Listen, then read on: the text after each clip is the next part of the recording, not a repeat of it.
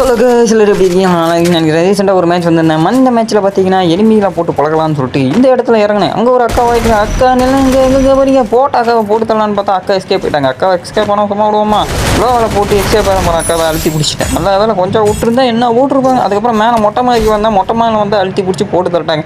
எங்கே இருந்தா அடிச்சேன்னு பார்த்தா அங்கேருந்து நம்மளை அடிச்சிட்டான். சரி சும்மா விடுவோமா நம்ம ரிவெஞ்ச் எடுக்கிறதுக்கு திரும்ப ரிட்டர்ன் வருவோம்னு சொல்லிட்டு ரிவெஞ்ச் எடுக்கிறதுக்கு மறுபடியும் வந்தேன். வந்தால் உடனே பார்த்தீங்கன்னா தம்பி இங்கே தானே இருந்தான்.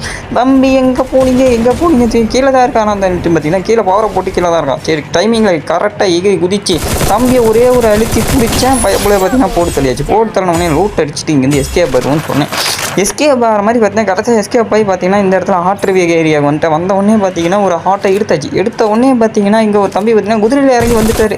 தம்பியை சும்மா விடுவோம்னு சொல்லிட்டு அடியை போட்டு அதுக்கப்புறம் வந்து க்ளோவர் போட்டு சுற்றி நம்மளை அடிக்க தான் பார்க்குறாரு.